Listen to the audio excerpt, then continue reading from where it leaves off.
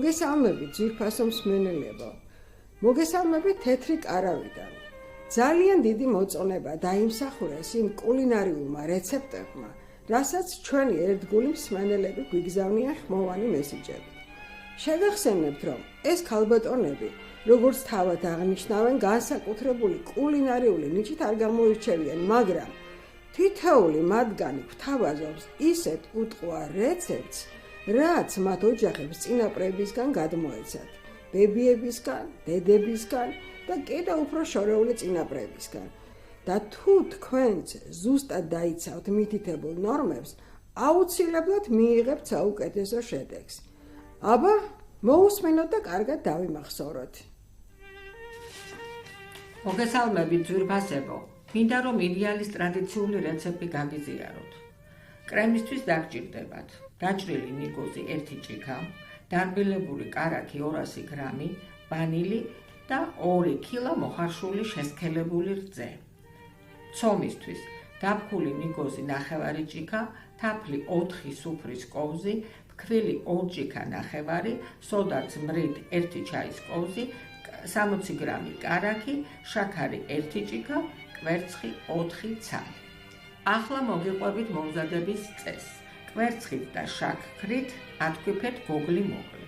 დაამატეთ თაფლი, გამდნარი კარაქი, სოდა ძმრით და დადგით ორთქლის აბაზანაზე.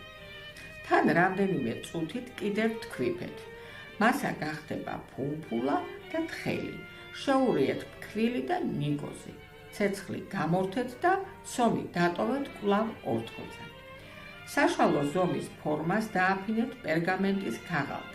გადაიტანეთ ცომის მესამედი და გააფრთხილეთ ფქვილიანი ან სველი ხელით. ცომი როცა თბილია, ადვილი სამუშაოა და კარგად ფრთხილდება. გამოაცხოთ 180 გრადუსზე რამდენიმე წუთი, სანამ ღია ოქროსფერს მიიღებს. ასევე გაიმეორეთ დანარჩენი ცომითაც. სულ წვება 3 ფირფიტა. კრემისთვის ატკიფეთ შესქელებული რძე და დარბილებული კარაქი. ჯერ კარაქი ამოიყვანეთ, შემდეგ ნაწილ-ნაწილ შეატკიფეთ შესქელებული რძე, დაუმატეთ ვანილი, მიღებული კრემი წაუსვით 3 ფირფიტას. მათ შორის გვერდებზეც ფენებს შუა მოაყარეთ ცოტა დაჭრილი ნიგოზი. ასევე ნიგზით დაფარეთ ზემოდან და სურვილის შემთხვევაში გვერდებზეც. ნიგოზი შეგიძლიათ წინასწარ მოხალოთ. დამცხვარი მთელი ღამით გააჩერეთ მაცივარში და მხოლოდ შემდეგ დაჭერეთ. მოგესალმებით მეგობრებო, მინდა რომ ჩემი საყვარელი ვაშლის პეროგის რეცეპტი გაგიზიაროთ.